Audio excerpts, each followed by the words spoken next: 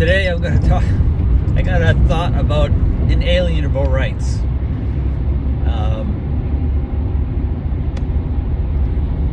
I'm confused as to where these are in the Bible. The pursuit of happiness, all of that stuff. And this is something that, Christians hold on to. Listen, we have the right, First Amendment rights to practice our religion as, the government can't interfere, blah, blah, blah.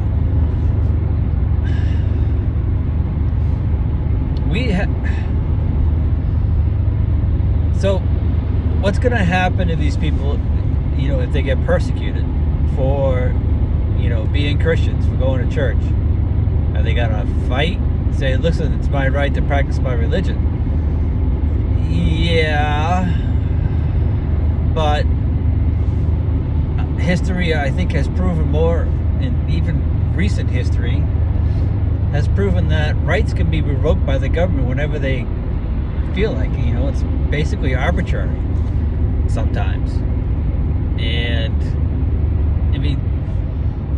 the reason why I say this, I want to say there's a biblical example of only how far rights can go. So you have the Apostle Paul in the book of Acts. There are 2 times where he appealed to his rights as a Roman citizen, as far as being caned. He was about to be caned.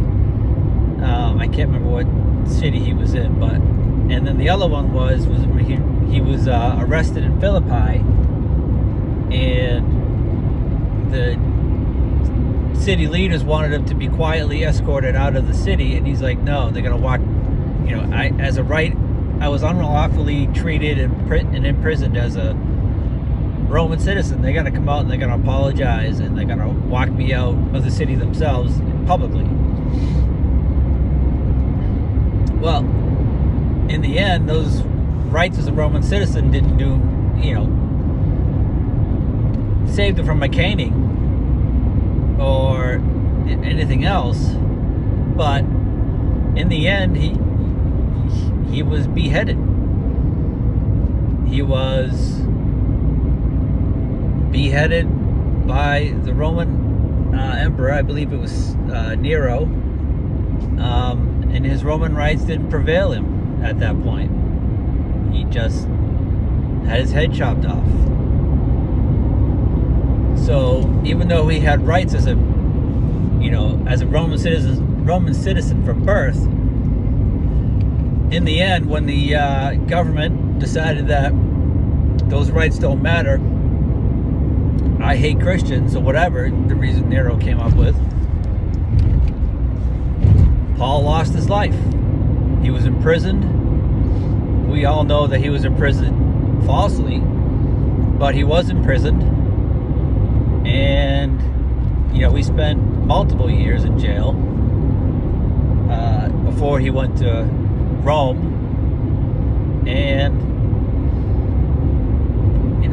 like I said, his rights didn't do him any good. And the same thing is gonna happen in this country or any other country.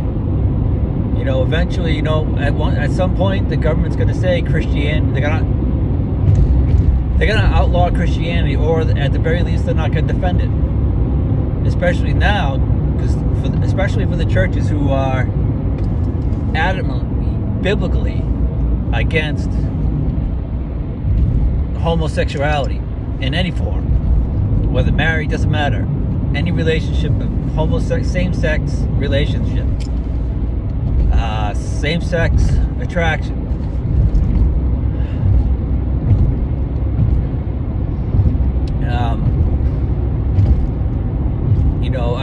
I'm just saying that might be the breaking point.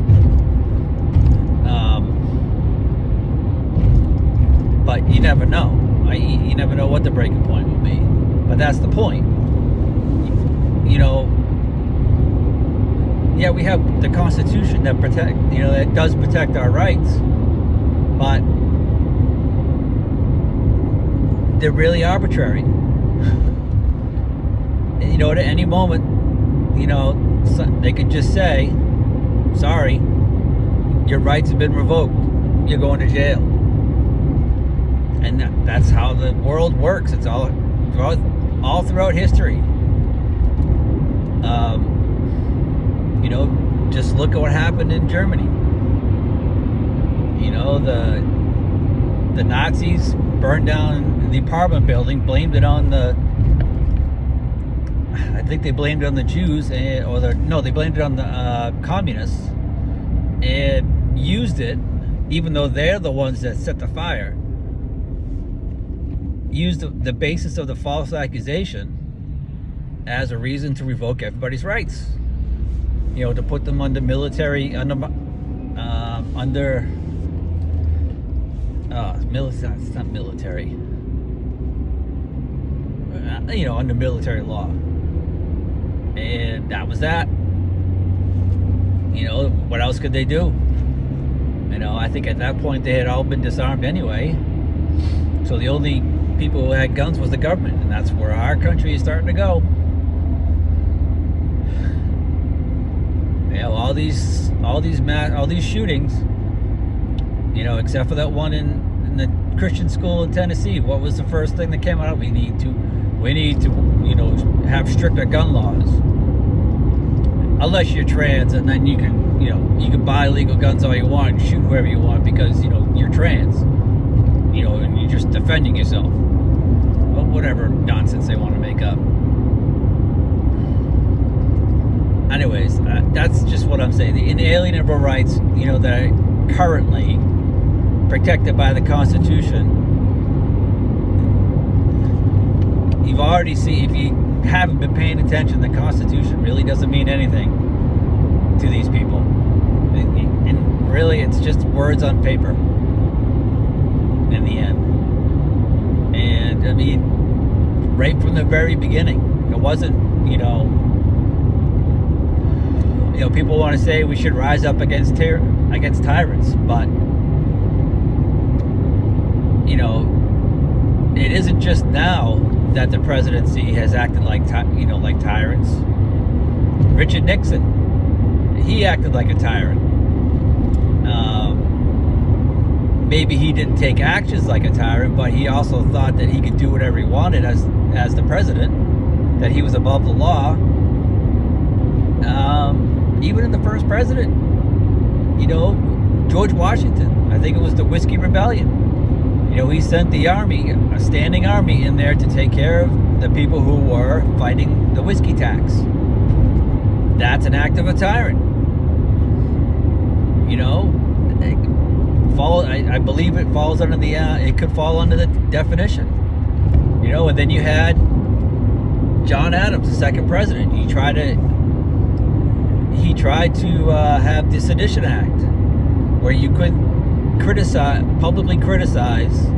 Back then it would have been in newspapers or in pamphlets, you know, the president who's in office. And if it did, you were subject to sedition laws and an act, and that's what he wanted to do. But I believe the Supreme Court struck it down. You know, you can go through multiple presidents. You know, even what's his name? Lincoln's action against the South.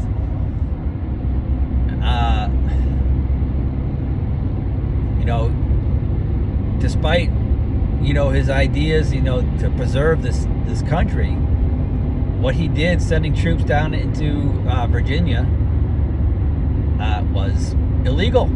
It was it could be labeled as an act of a tyrant.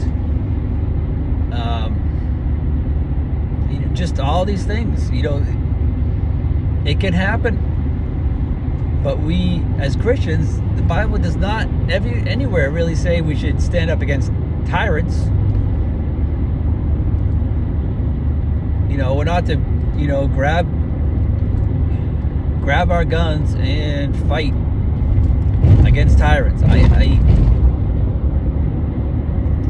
don't know. I just don't see it. I mean, we really ought to take our cue from the early Christians. They didn't fight. They didn't fight against the Roman government when they were thrown into the lion's den, into the the Colosseums or the local arenas that weren't in Rome, in other cities. When they were thrown in there to be torn to shreds, they didn't resist.